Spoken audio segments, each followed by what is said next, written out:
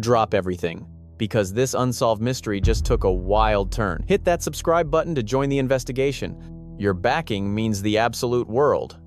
As we hit day 58 hunting for Nancy Guthrie, her home sits directly behind my current spot. The atmosphere is dead silent compared to the chaos from a couple of weeks back. I just touched down in Arizona, landing late last night in Phoenix. I drove straight down to Tucson. I have several critical leads to chase this week regarding the bizarre Nancy Guthrie vanishing, so you can expect some major updates from me very shortly. Today is all about the rear exterior of the property, entirely driven by Savannah's shocking claim that those back doors were left wedged wide open. Let me walk you through the backyard. I brought along retired Puma County SWAT Chief Bob Kager to thoroughly examine the premises, debating every possible scenario out there. Considering this alarming new evidence regarding those entryways being purposely left wide open, standing on this property again feels incredibly surreal. Even after spending 2 weeks back home, my mind reels over the dark events that unfolded here and the frustrating reality that no one has solved it yet. We are unpacking every single detail on this brand new edition of Brian Entin Investigates. Welcome back, everyone. I have officially returned to the heart of Arizona. I am stationed near Tucson, incredibly close to the Guthrie residence right this second. I am standing directly on the reverse edge. You usually watch my broadcasts from the front yard area. Right now, however, I am exploring the hidden rear portion of her property. Nancy's place sits hidden directly behind this thick wall of trees and cacti. The heavy brush completely blocks the view, but the structure stands just steps away on the other side. My absolute main priority for today's deep dive is this: we must analyze the rear yard and those specific back entryways, simply because they represent a massive blind spot in our previous work. Nobody paid attention until Savannah dropped that bombshell during her Today Show appearance, swearing that multiple rear entryways were found wedged completely open. Let me emphasize that it involved multiple entryways. I flew the drone early this morning to thoroughly inspect the rear architecture of the home. I honestly had no clue what style of doors existed back there, so securing a highly detailed aerial view became an absolute necessity. For some unknown reason, my brain instantly pictured traditional glass sliders leading out to the patio. I totally pictured standard patio sliders. That assumption was completely wrong. Once you actually analyze the overhead footage, it becomes incredibly obvious that standard swing doors line the entire rear of this particular home. You spot two specific ones, including one tucked right beneath the roof overhang. Another sits adjacent to the outdoor seating space. That makes two in that section, plus a third entryway located near the vehicle bay. Based on my remote camera footage, exactly 3 distinct exit points exist along the entire back wall of the property. It appears one provides access straight to the garage, while the remaining 2 lead directly into the main living quarters. The absolutely fascinating detail remains their non-sliding design from high above. I clearly spotted distinct classic glass panels installed right into the upper halves of the solid doors themselves.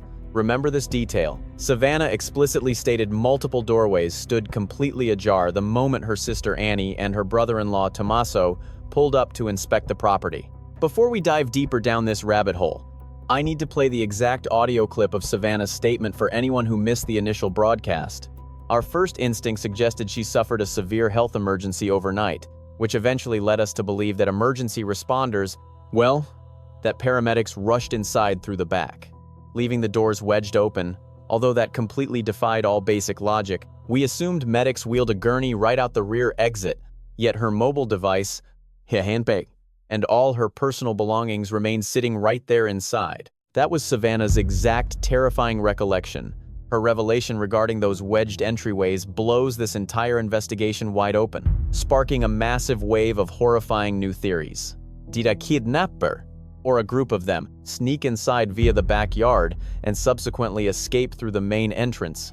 You will watch this all unfold shortly as I walk the grounds alongside Bob Kager, the retired tactical unit chief for Puma County. We navigated straight into Nancy's rear lot, and trust me, you are about to witness the intense layout firsthand very soon. Honestly, visualizing any suspects actively dragging Nancy through this incredibly rugged terrain borders on pure fantasy, primarily due to the insane amount of razor-sharp thorns scattered absolutely everywhere across the property.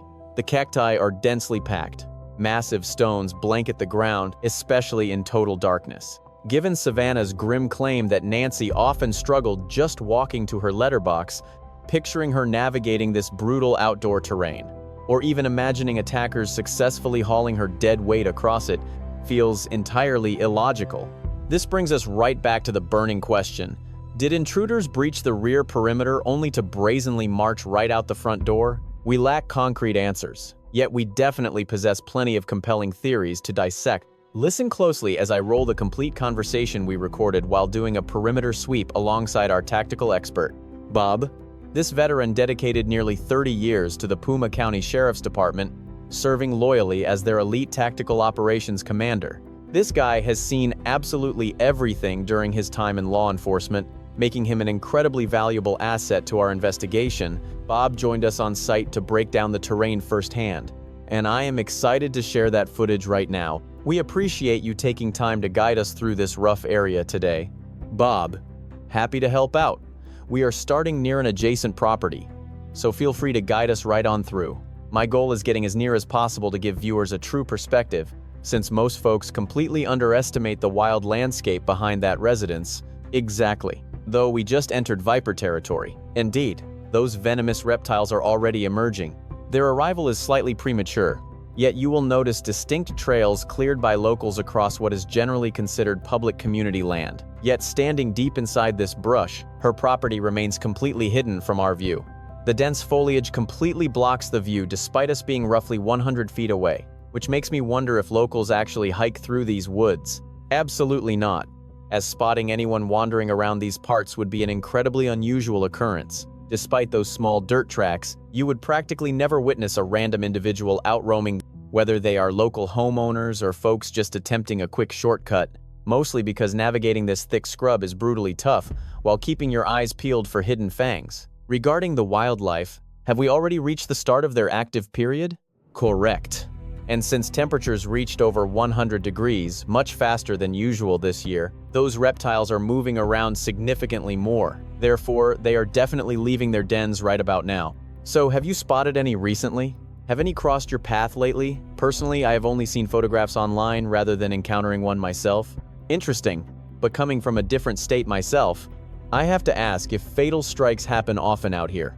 Honestly, a person must practically force an attack to occur, because these wild creatures prefer conserving their precious venom over striking oblivious hikers who might accidentally step a bit too close. During my 5 years operating a special desert task force, our crew encountered them constantly, without a single officer ever suffering a dangerous puncture wound. Consequently, is it feasible that our perpetrators managed to navigate this rough route while ensuring you avoid those sharp desert plants? Could they have utilized this hidden rear approach? While technically feasible, I highly doubt that theory. Considering a person must possess an intimate understanding of these precise coordinates to navigate effectively, you would immediately find yourself completely disoriented and turned around in this chaotic wilderness, just like I currently am. Losing your bearings takes merely moments out here, forcing a person to rely heavily upon tall utility markers for basic navigation. Ultimately, though, these massive, undeveloped stretches merge directly against the rear fences of private properties. Therefore, an intruder creeping through would trigger countless barking guard animals, forcing the trespasser to eventually sprint directly across a family lawn. This environment completely lacks those traditional suburban access corridors found on the opposite coast, where urban strolling feels entirely routine. Hence, casual strolls here never occur. Absolutely zero chance. Which leaves me struggling to locate that specific masonry structure she owns. That structure up ahead looks like a match, although I am definitely mistaken. Exactly. This landscape confuses everyone. Our best bet involves walking parallel to those towering electrical lines instead. Makes sense. Especially since aerial footage revealed our true distance is much further than my eyes are currently judging. Understood. Throughout your long career with local law enforcement, were emergency dispatches, frequently sending officers deep into these overgrown patches to flush out actively fleeing fugitives. Oh, without a single doubt in my mind, whenever interrupted burglars noticed approaching squad cars, those criminals invariably scrambled straight into this rugged brush, desperately plunging themselves deep into the undergrowth, seeking immediate camouflage from our flashlights, burying their bodies beneath heavy branches or whatever natural cover existed. forcing our tactical canine units to track their scent through the dirt. This wilderness provides perfect evasion tactics. Much like the modifications local property owners attempt, residents toss random debris out back to create makeshift paths, attempting to carve out tiny slivers of accessible space within the absolute chaos. Unpredictable terrain for sure. Let us pray we avoid getting lost while pivoting back toward that alternate direction. Does that direction seem correct? Give me one quick second to launch my digital map. Trespassing on private property remains a huge concern for me, though thankfully this specific overgrown zone avoids residential boundaries completely. Therefore, everything here remains public domain. Exactly. Classifying as an infrastructure corridor gives us total legal freedom to roam the area. Just hold on while my satellite imagery finishes rendering on screen. Listen to those whispers in the brush. Seriously. Anyone sneaking through this backyard maze would need to practice the route multiple times just to survive it. You'd need photographic memory of your getaway car's location to navigate this mess and make it back in one piece. Plus, navigating these winding local roads is a total nightmare when you're trying to make a quick escape. Let's push forward just a bit. Oh wait, I think we found it. Look, that is her place right there. Absolutely. Let me take a closer look. Yep, that is the exact property. Wait a second, things are making sense. This is where the national news crew filmed. Perfect. I finally have my exact bearings figured out. What is your instinct telling you about the attackers sneaking through this specific rear access point during the crime? Honestly, absolutely not. Navigating this treacherous terrain in pitch darkness would be a nightmare for even a seasoned local. Despite the brush being somewhat sparse and having decent moonlight that evening, stumbling through here remains incredibly difficult. Finding a hidden parking spot is crucial. Plus, you are definitely trespassing across neighboring yards just to reach open patches. After that, you must breach her property and somehow drag a captive out through the rear exit. Dragging someone through this overgrown mess is utterly impossible. Even if the killers entered from behind, they definitely escaped using the main street. That tracks perfectly, especially since her sister mentioned finding the rear patio doors wedged ajar. Can you envision any realistic scenario where they successfully dragged her through this dense thicket? It honestly feels like a total logistical nightmare. Technically feasible, sure, I suppose, but incredibly unlikely. Hauling dead weight over block walls is brutal. And you already experienced how badly we struggled, just walking through this thicket empty-handed. Picture the absolute struggle of hoisting a human being through this, even with an accomplice. It requires massive physical effort, which totally rules out the rear escape route as a viable option for the criminals. Moving through that brush guarantees a painfully slow and incredibly noisy getaway process. Thrashing around out here at 1 in the morning triggers way more suspicion than simply using the front porch, especially with all the neighborhood watchdogs roaming around. Absolutely. Residents never expect strangers prowling through these property lines past midnight, meaning any snapping twigs or rustling bushes would instantly trigger every single protective hound in the vicinity to start howling and causing an absolute scene. Someone mentioned the pets at a neighboring property were acting incredibly strange right around the exact hour the victim vanished into thin air. The dogs begged to go out. Were you briefed on this? That is entirely new information to me. They stared straight toward the crime scene despite usually sleeping soundly until dawn, which honestly tracks perfectly with my own pets. Whenever strangers approach, my home sits in a geographically identical area, and my animals absolutely lose their minds if someone simply wanders nearby, purely because our community stays completely silent after dark. The faintest rustle sends protective breeds into full alert mode, a predictable reaction that law enforcement relies on heavily during investigations. Cops exploit that instinct constantly. When pursuing a fleeing suspect through dense brush, you literally freeze in your tracks to listen. Hearing hounds going crazy in the distance gives me a direct compass heading toward the fugitive, making that neighbor's story incredibly compelling. The eerie silence defines this historic Tucson district. It stands among the oldest local developments, primarily constructed back in the 60s or 70s. Decades of unchecked growth resulted in this massive jungle of mature vegetation. You just never see this in newly constructed residential communities. Those bland suburban tracts completely lack this lush, impenetrable landscape that requires half a century of undisturbed natural expansion. Notice how far back these properties sit from the pavement, creating a massive visual barrier that completely hides daily activities from public view. Homeowners pay a premium for that extreme seclusion. The breathtaking isolation makes this zip code incredibly desirable. It looks absolutely stunning when you explore these matured historic tracts. That aesthetic drove my own real estate choice perfectly. Huge acres of land deliver that ultimate layer of security everyone desperately craves in a modern home. However, that exact same protective barrier instantly transforms into a nightmare scenario during a violent home invasion investigation. Exactly right. The very features that attract buyers provide perfect cover for criminals. It acts as a terrifying double-edged sword for sure. Sure, properties install security lenses, but this dense canopy renders them completely blind to our current movements. This overgrown foliage blocks everything. That aligns with the sister stating she discovered the rear patio entrance left suspiciously ajar. The moment her family pulled up to investigate, they immediately noticed those exterior slider doors gaping open. Tell me how you interpret this crucial clue. How exactly does this twisted detail change the investigation? It strongly suggests their specific entry point and escape route. I actually suspect the attackers exited right through the main entrance, simply because investigators discovered those red stains pooled out there. Well, think about it. Maybe the attack occurred immediately after she unknowingly welcomed them inside. Though leaving those entrances physically wedged ajar clearly served a very specific, calculated purpose, a rapid invasion and a speedy escape, regardless of the exact timeline. Yes, her exact phrasing mentioned the doors being wedged apart. My main question remains this: what possible logic drives a criminal to intentionally leave the main entryways completely unsecured? That entirely relies on their overall strategy.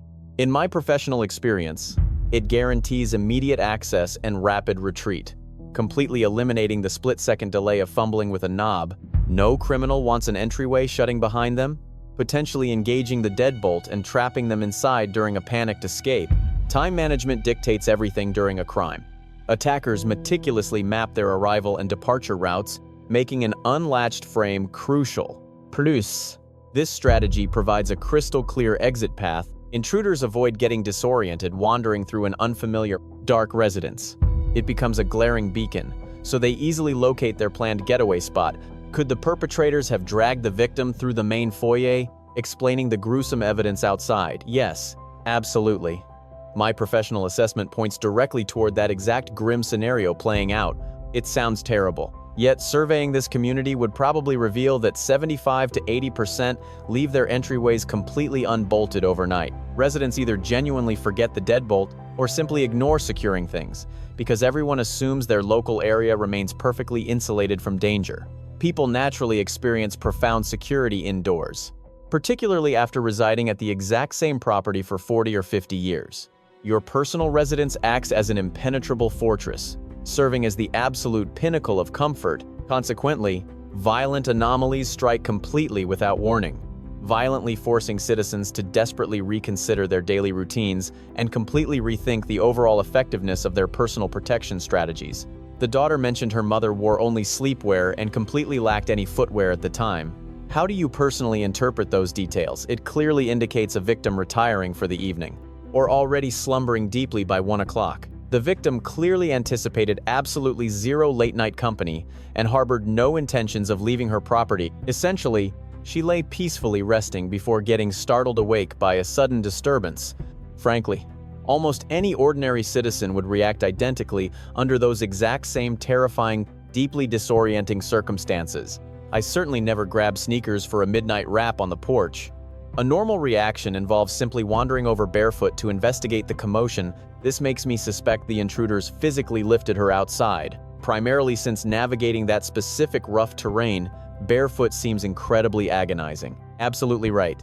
Brutal attackers hardly care about a hostage sustaining sole injuries during an abduction.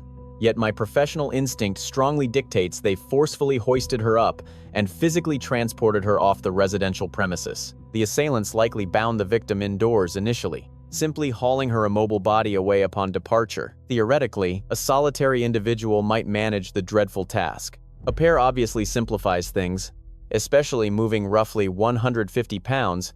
Based on reports regarding her physical size, lugging completely limp mass proves incredibly difficult. Without prior specialized training, an average civilian practically finds it impossible to effortlessly hoist a full-grown human atop their back. However, utilizing an accomplice changes everything. Hoisting the victim becomes manageable, rendering the subsequent transport surprisingly straightforward. Therefore, stepping onto the porch wearing sneakers simply means crunching across a handful of decorative pebbles at that specific stage. You avoid navigating the rugged, unforgiving wilderness environments we examined earlier during today's extensive field search. Exactly. Civilians vastly underestimate the sheer physical strain of transporting human remains. My own ignorance shattered once. A professional demonstrated the shockingly cumbersome mechanics involved. Merely pulling such massive bulk proves absolutely brutal. Without mastering the proper leverage techniques, an amateur risks severe spinal injuries while struggling to gain barely 2 miserable inches of agonizing progress per heave. The grueling endeavor demands immense effort. Moving victims literally requires calculating physical physics. Once mastered, the process feels surprisingly effortless. Criminals easily source these dark tutorials across streaming platforms or hidden corners of the web. Searching phrases regarding human transport methods or frictionless lifting techniques yields instant results. Everything boils down entirely to basic anatomical leverage. Mastery makes the grim chore completely seamless, yet lacking that rare tactical knowledge, much like 99% of normal society, transforms the heavy lift into an absolute back-breaking nightmare. Tell me your other major deductions from analyzing the daughter's public statement. Will her televised plea actually advance this stalled investigation? Yes. I remain highly optimistic regarding its positive impact. The most crucial benefit revolves entirely around preventing the tragic narrative from fading into total media obscurity. Her emotional vulnerability forcefully commands sustained attention from local neighbors and global audiences alike. I firmly believe this heightened hypervigilance inevitably causes a random bystander to eventually spot a critical clue, notice suspicious whispers, or suddenly recall a strange memory.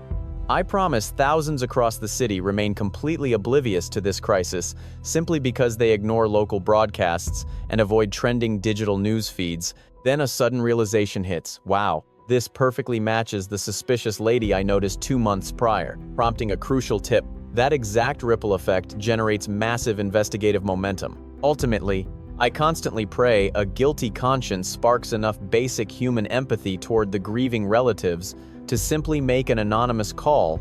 Here is the brutal reality of the situation. People take the details they want, but honestly, the actual chances of that panning out are incredibly slim. However, dedicated people like yourself and Savannah must keep the spotlight shining bright. By remaining directly inside the public awareness, that effort makes a massive difference overall. Since I stepped away for 14 days, I have to ask about the local vibe. Are residents still buzzing about the entire mystery? How would you personally capture the current atmosphere? The momentum has certainly faded away. Behind closed doors with the local authorities and federal agents, my recent communications have actually been quite sparse lately, yet I am confident those investigators remain on the hunt. The community chatter dropped off, though the investigation quietly continues. Rather than dominating the headlines every single morning, the updates might slip down a few spots. It simply is not a daily discussion anymore. Though fresh evidence or significant statements could shift the entire direction of this specific investigation, that coverage will absolutely explode. Straight back to front-page national news immediately. Nobody has truly abandoned this mystery given the massive amount of media glare focused on the timeline. This narrative will never fade into obscurity until we finally get some concrete answers. Are you confident this gets cracked? 100%, yes. Speaking purely from my perspective as a former police officer, closure is inevitable. It could take 12 months, 24 months, 5 years, or even a full decade, but resolution is coming. I hold zero doubts regarding that outcome. Sadly, time keeps ticking forward, so let us pray for swift progress. The perpetrator needs to face severe consequences while her loved ones receive proper closure, and then we figure out the next steps. Is there any crucial detail we completely missed today? Bob, the priority is maintaining constant public visibility while keeping a very clear perspective on reality. Savannah brings a highly specific profile to the table, while countless other families endure similar agonizing nightmares constantly. I completely understand relatives watching this and wondering why their own missing loved ones lack media traction. Yet I can confidently promise that local deputies pour identical dedication into solving every single missing person file. Believe me, we are dealing with an incredibly rare scenario where a victim vanishes so completely without leaving a single trace behind. However, detectives tackle identical mysteries where missing individuals turn up safely months down the line, sometimes located states away or further. Therefore, Never assume average citizens receive substandard investigative resources, because the authorities truly treat everyone equally. The explosive media traction simply stems from her specific background, and the high-profile nature of her social circle. Absolutely correct. Massive thanks to Bob for carving out his afternoon to share those insights. Stepping away for a mere 14 days made returning to Arizona feel incredibly surreal. Catching up with the local residents, re-establishing my community ties, and touching base with confidential informants felt great. A few major projects are dropping very soon as I execute the strategies plotted during my brief absence. Expect a massive update on those developments shortly.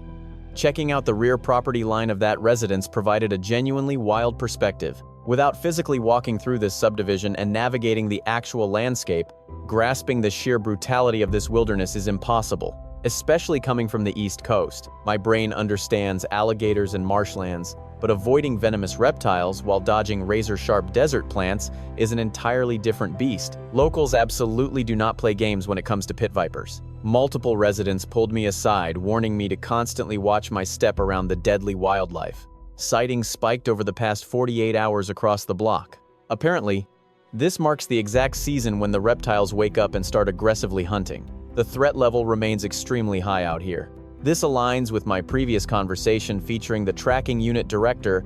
If you recall that video, we chatted 14 days prior. The hazardous environment forces rescue animals and law enforcement pups to operate under brutal physical strain constantly. Cactus needles shred their footpads instantly, meaning strapping protective gear onto their legs becomes absolutely mandatory. Sweeping this unforgiving landscape proves nearly impossible. The sheer brutality of the wilderness bleeds directly into these residential backyards. Hopefully today's footage accurately captured the hostility of this environment. I promise to deliver more fresh updates shortly. Massive investigations are currently brewing behind the scenes during my extended stay here. Thank you all endlessly for tuning in today. My arrival happened past midnight. Honestly, touching down up north made sense before making the brutal drive down south, simply due to better airline schedules. The drive ran late. A massive storm hit before dawn, leaving skies completely flawless this afternoon. Locals treated the sudden precipitation like an absolute miracle. That brutal storm definitely seemed to hover right over Phoenix. Regardless, expect continuous updates from my end soon. I am actively hunting down some massive scoops for us over these next few days. A massive thank you to everyone tuning into these videos and hitting that subscribe button. Your ongoing backing means absolutely everything. So catch you all next time. This case teaches a powerful lesson about how fragile safety can be, even in places that seem calm, private, and protected. A quiet home, a familiar routine, and a peaceful neighborhood can create the illusion that nothing bad could ever happen there. But real safety is not built on comfort alone. It is built on awareness, caution, and care for one another. One meaningful lesson is that small details matter. An unlocked door, an unusual sound in the night, or strange behavior from pets may seem unimportant at first, yet those details can carry enormous weight later. This reminds us to take everyday safety seriously, to trust our instincts, and to never ignore warning signs simply because we want to believe everything is fine. The story also highlights the value of community. Families, neighbors, investigators, and ordinary people all play a role when truth feels distant. When people stay alert, speak honestly, and support one another, hope stays alive. Silence can hide danger, but unity can bring light. Above all, this is a reminder to live with empathy. Behind every mystery is a human life, a grieving family, and a search for justice. Let this kind of story move us to protect our loved ones, cherish our communities, and never stop caring when someone still needs to be found.